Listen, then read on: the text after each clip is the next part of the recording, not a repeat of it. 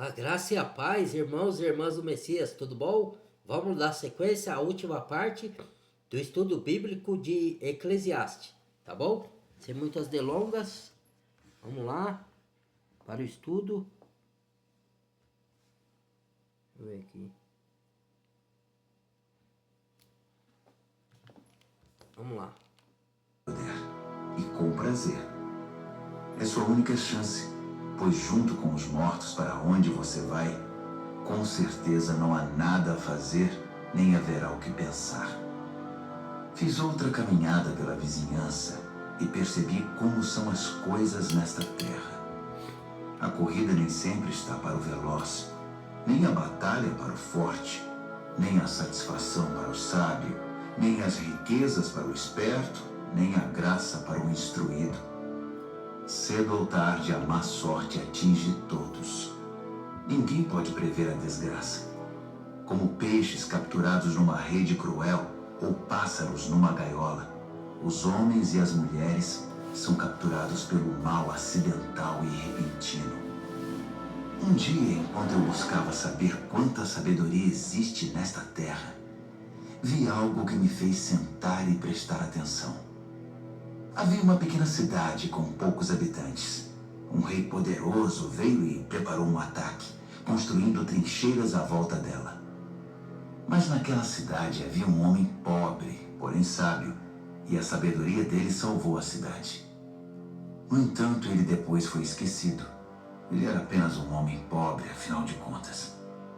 Ainda assim, continuou dizendo que a sabedoria é melhor que a força. Mesmo que o sábio homem pobre tenha sido tratado com desprezo e logo esquecido. As palavras suaves do sábio são mais eficazes que o discurso de um rei de insensatos. A sabedoria é melhor que pontas de lanças, mas um homem afoito pode arruinar a boa terra. Eclesiastes, capítulo 10.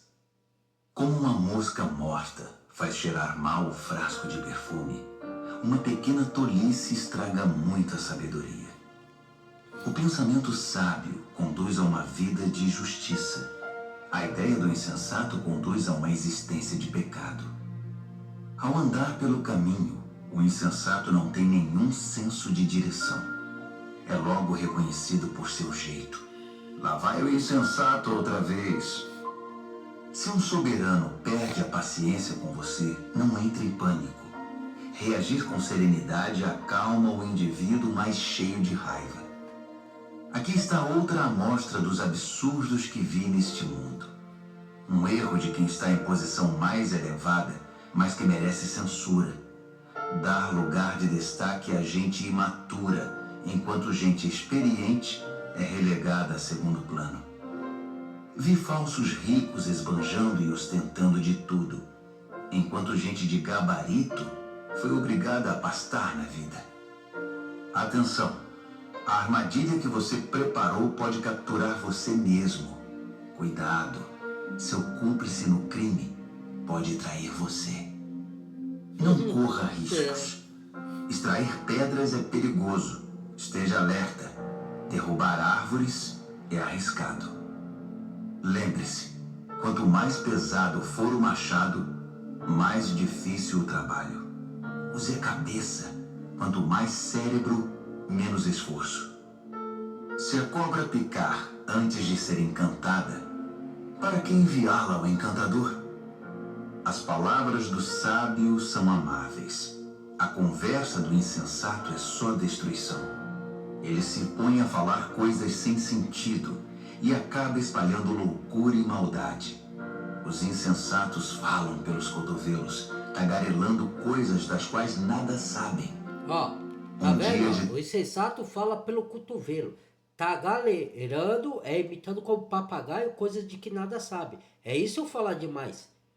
Não é falar em quantidade. É falar coisas que nada sabe, como se ele soubesse.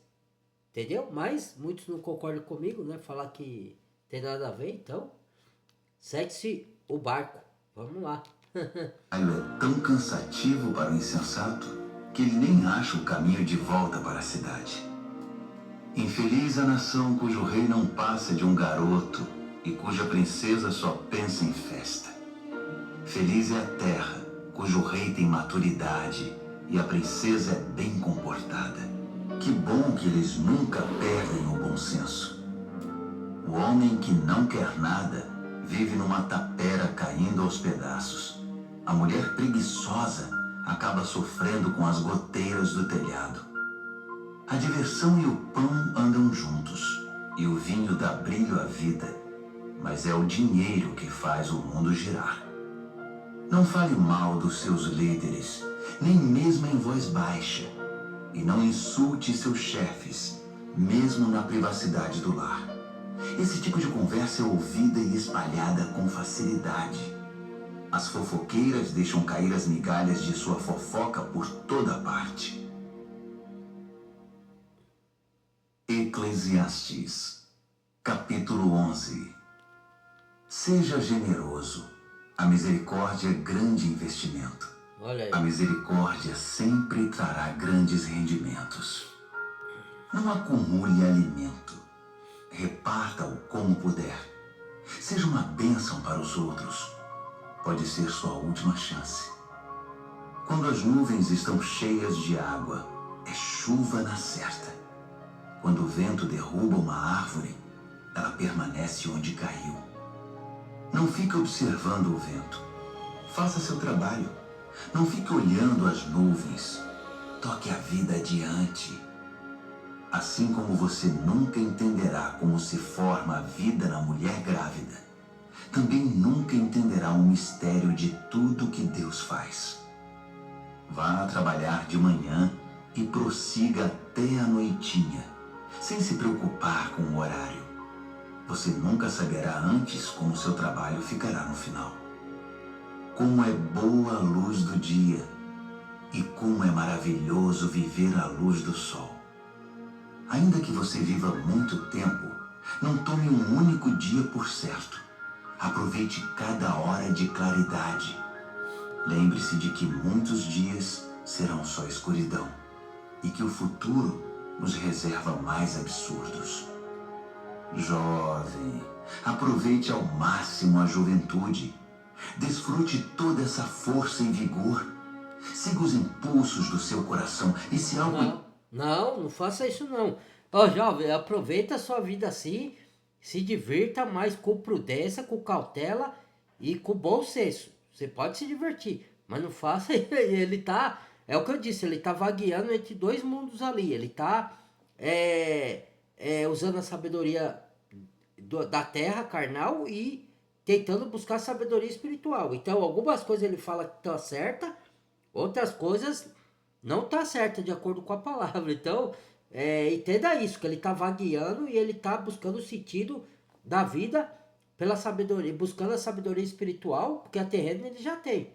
E algumas coisas ele fala que tá de acordo, outras não. Então, tem que ver que ele tá vagueando, viu? Vai, que nem ele falou, vai, faça a vida do jeito que quer, que você vai ver o que vai colher. Vamos lá. É bom, corra atrás. Mas não se esqueça que nem tudo é permitido. Olha lá. Um dia, você terá de responder a Deus por tudo. Olha lá, tá vendo? Viva livre, feliz e despreocupado. Você não será jovem para sempre. Afinal, a juventude se vai como uma neblina. Eclesiastes, capítulo 12. Honre e alegre-se no seu Criador enquanto você ainda é jovem. Aí já tá certo. Antes que os anos mandem a cobrança e o seu vigor se vá. Antes que a visão falhe e o mundo escureça. Antes que o inverno leve você a procurar a lareira. Na velhice, seu corpo já não ajudará muito. Os músculos afrouxam, os passos vacilam, as juntas endurecem, as sombras da noite se apresentam. Você já não poderá ir para onde quer. Tudo estará devagar, quase parando. O barulho em sua casa desaparecerá e você acordará com o canto dos pássaros. Passeios nas montanhas serão coisa do passado. Mesmo uma simples caminhada o preocupará. Seu cabelo branco será como flor de macieira, adornando um corpo frágil como um cristal. Você estará a caminho do descanso eterno e os seus amigos já começam a chorar. A vida, agradável enquanto durar, logo acabará. A vida frágil como porcelana, preciosa e bela, terminará. Então, o corpo voltará ao pó. O espírito retornará a Deus, que primeiramente o soprou. Nada faz sentido. Olha lá. Sinto um grande vazio. Aquele que está em busca conclui que nada faz o mínimo sentido. Aquele que está em busca também possuía sabedoria e transmitiu conhecimento a outros. Ele pesou, examinou e organizou muitos provérbios. Ele fez o melhor que pôde para encontrar as palavras certas e escrever a verdade como ela é. As palavras dos sábios nos estimulam a viver bem. São como pregos bem martelados que mantêm a vida unida. São dadas por Deus, o único pastor. Mas a respeito de qualquer outra coisa, meu amigo, vá com calma. Não há limite para se produzir livros, e estudar demais deixa qualquer um esgotado. Para finalizar, a conclusão de tudo é a seguinte: Tudo que é de mais e tudo que é de menos faz mal. Tudo tem que ser com equilíbrio, né? Porque você não vai ficar o dia inteiro também estudando, certo? Por mais que você estude para buscar sabedoria, porque você tem outros afazeres. Mas também você não vai deixar de estudar, entendeu? Tudo tem o seu tempo e sua hora e com equilíbrio. É isso que ele quer dizer. tema a Deus e faça tudo o que Ele mandar. É isso. No devido tempo, Deus deixará às claras tudo o que fazemos e fará o julgamento. E Ele conhece até mesmo as nossas intenções mais secretas, sejam elas boas ou más. Ó, terminou aqui, irmão. Provérbios, Opa, capítulo. saiu. Perdão. Terminou aqui. Então, uma explicação que eu vou dar aqui é o seguinte, ó. Eu não faço muitos vídeos de Antigo Testamento porque as pessoas pediu. Eu fiz e a minoria não gostou. Por quê? Porque o Antigo Testamento, ela pensa que ia ser diferente do Novo, assim. Que o Novo, o Messias é mais brando, aí... Não, é o mesmo, é Deus só que revelado no Filho. Então, ninguém vê. E outra, o Antigo Testamento tem livros muito longos. Então não dá para mim trazer ele inteiro. Tipo, Deuteronômio tem 5 horas então eu posso pegar pequenas partes dele. É igual o livro de Mateus, do Evangelho de Mateus. Tem quase 5 horas. Então não dá para me trazer ele inteiro. Eu tenho que pegar só partes. Estudar partes dele, né? Tem livros que não tem como você trazer ele inteiro. Atos, livro de Atos. Não tem, cara. Livro de Atos é quase 4 horas de leitura. Então, eu tenho que pegar partes. Agora, livros pequenos, seja do Novo ou do Antigo Testamento, aí dá para trazer inteiro. Entendeu? Que nem esse Eclesiastes não é muito longo. Ele tem 48 minutos. Então, dá para me dividir em 3 partes. Agora, como que eu vou dividir um livro de 4 horas? Vai dar mais de 20 vídeos. Não tem como. Aí as pessoas não entendem, não compreendem isso daí. E outra, falando a respeito de Eclesiastes, aqui, dando um parecer, né? Que é para vocês entenderem que Eclesiastes ali, Salomão, ele estava vagueando entre duas sabedorias. Ele estava buscando a sabedoria espiritual, porque a terrena, ele já tinha, que o Yahweh deu para ele. Que é a sabedoria dos... Porque ele fez templo, porque ele fez templo físico para adorar o Criador. Na verdade, o Criador não mandou, ordenou ninguém fazer templo físico nenhuma vez na face da terra. Quem inventou a história de templo físico foi Davi. Só que para colocar o lugar de adoração da terra para o Criador, para reunir as pessoas para adorar o Criador. Ainda o Criador falou: que templo me fareis? Porque o meu templo é onde eu habito. E os meus pés descansam sobre a terra. Entendeu? E aí falou: Davi, você não vai construir, sua mão está manchada de sangue. Então para construir o templo, tem que ser uma pessoa que não teve guerras. Aí falou, quem vai construir o templo para me adorar, a adoração a mim, é o seu filho Salomão. Assim Salomão fez. Mas você acha que o Criador, sendo onisciente, onipresente, onipotente, já não sabia que o templo ia ser profanado? E ele permitiu que construísse para mostrar que o verdadeiro templo é os céus, e nós, que o dia que o Messias ia vir, ia habitar pelo Espírito Arua Hakodesh dentro de cada cada seguidor do Messias, perdão, que cresce na morte e ressurreição do Messias, entendeu? E nós seríamos o templo. Tudo do Antigo Testamento é sobra para o mais excelente que haveria de vir. Depois do Messias, da nova aliança, tudo é diferente. Entendeu? Só foi o tutor para mostrar para o Messias que a gente não conseguia cumprir os rituais, que são muitos, não foi só os 10 mandamentos morais. Tinha rituais de cerimônias, tinha rituais de religiosos, tinha vários cumprimentos, tinha 613 leis. E o homem não conseguia cumprir, por ser pecador. Era isso, por isso que foi dada a lei, para mostrar que a gente não conseguia cumprir, nem nós, os gentios, e nem tampouco os judeus. Entendeu?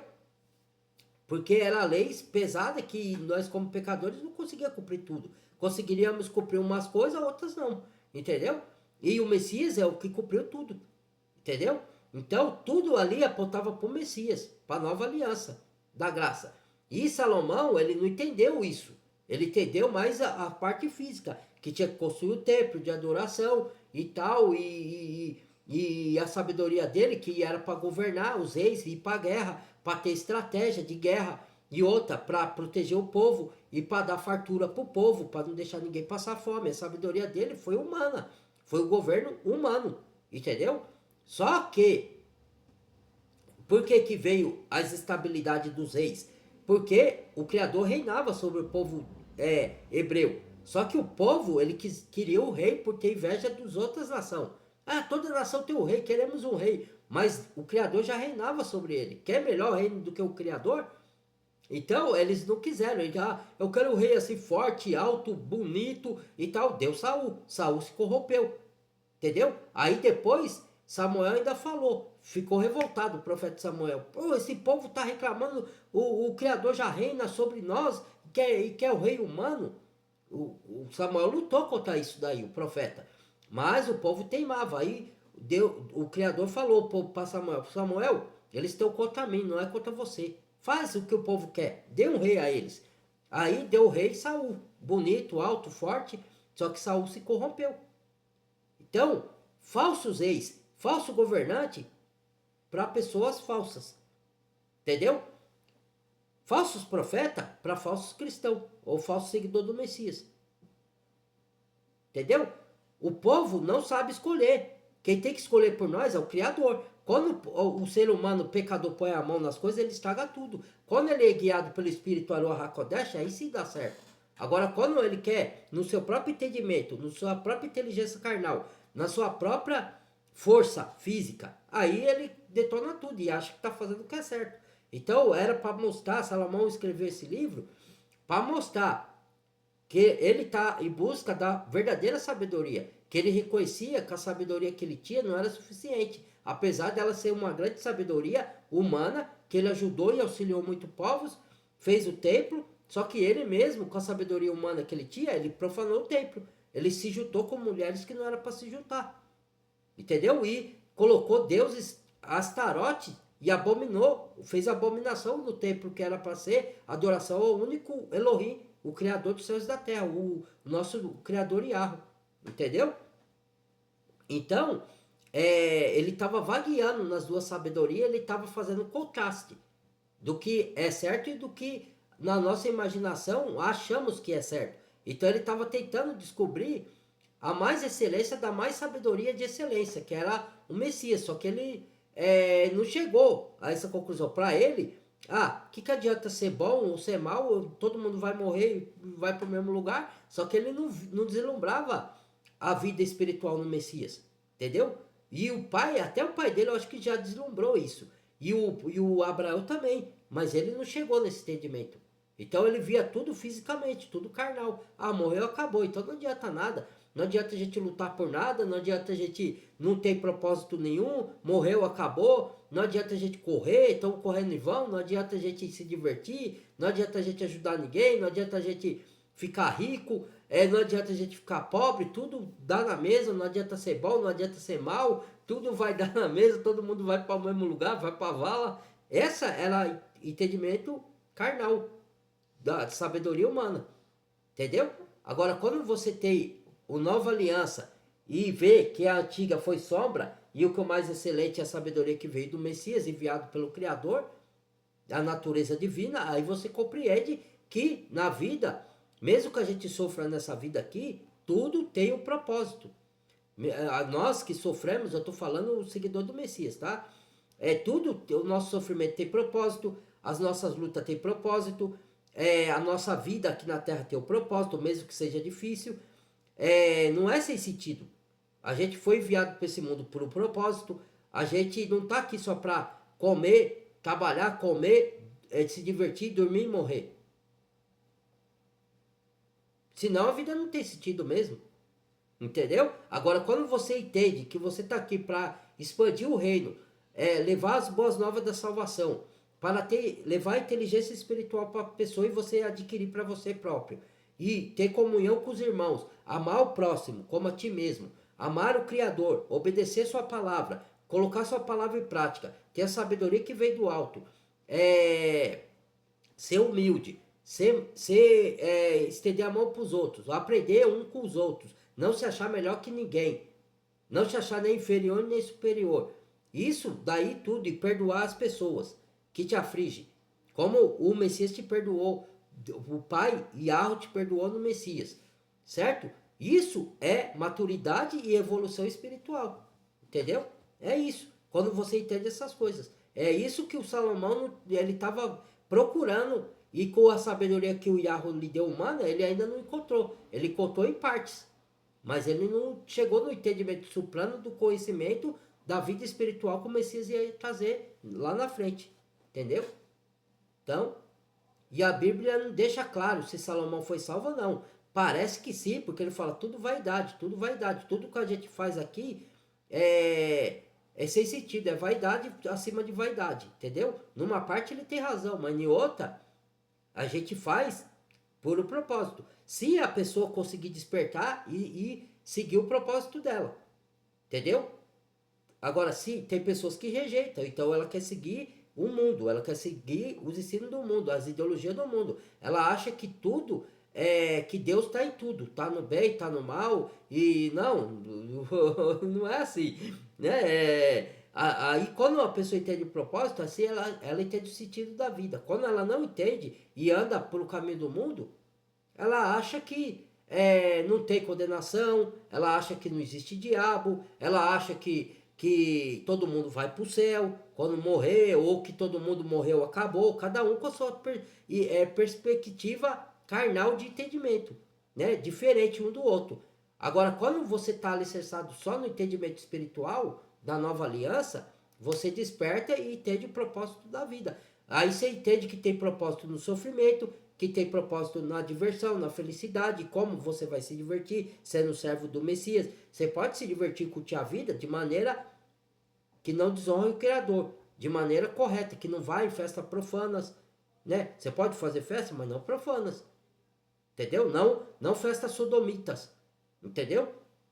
Então, quando você entende o seu propósito aqui, tudo vai se esclarecendo na sua mente. E aí você vai andando conforme o ensinamento da palavra, da nova aliança, e aplicando isso na sua vida, entendeu? É isso. O Eclesiastes quer balancear, quer tentar achar, fazer o contraste entre a sabedoria que ele já tem, né, que o Yahweh deu humana, que ele construiu coisas boas, mas depois se corrompeu, porque ele se assoberbou e se misturou com mulheres que não deveria, virou idólatra, foi um tipo de maçom, que ele foi um tipo de maçom ali, né?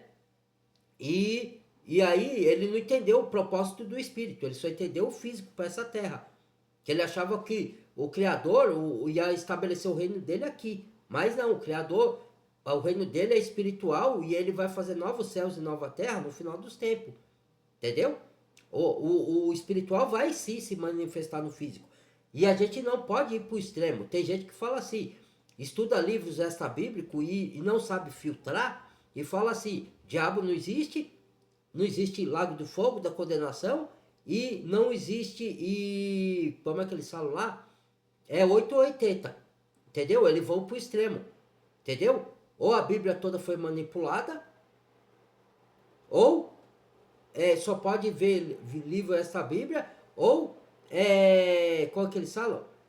Ou não existe Deus, né? A vida é sem sentido, né? Você não pode, né? E que tudo, eles falam ainda assim, que tudo é espiritual e que o físico, tudo que é físico não presta. Não, ninguém tá falando que tudo que é físico não presta, irmãos.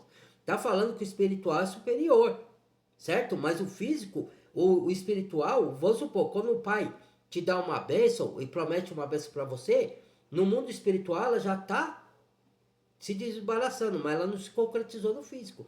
Mas aí depois, se você tiver a paciência e não botar o coração nelas e botar o coração em obediência ao Pai, ela se manifesta no físico. Entendeu? Porque o novo céus e nova terra, eles vão ser visíveis e palpados. Hoje ele está dentro de nós, que é a justiça de Deus, a humildade, o amor ao próximo, o perdão, a benignidade, a caridade, né? Andar nos preceitos bíblicos, não aceitar suborno, não se vender para você obter coisas terrenas, não vender os seus princípios. Tudo isso é o mundo espiritual invisível. Você está andando na obediência. E depois você vai colher no mundo físico. E depois que você passar daqui, também vai ter novos céus e nova terra física, que o Criador vai fazer. Se ele prometer, ele vai cumprir. Como ele vai fazer? Onde? Quando? Não sei. É ele que sabe. Mas que ele vai fazer, ele vai. Porque o Criador não é homem para que imita, nem filho do homem para que imita. Ou você acredita nisso, ou você não acredita. É uma escolha de cada um. Entendeu? Então é isso, tá bom? Compartilhe, deixa o like, badala o sininho de todas. O like é importante para o algoritmo reconhecer e compartilhar com outros, irmãos. Tá? Por favor, deixa o like aí se gostou. Compartilhe os vídeos com outras pessoas para chegar mais conhecimento. Badale o sininho de todas para receber as próximas notificações, os próximos vídeos que eu postar. Se inscreva quem não é inscrito e bem-vindo a novos inscritos. Pode discordar também, se quiser discordar de mim, tá bom? Amo todos vocês no Messias. Até o próximo estudo, o próximo vídeo. Fui!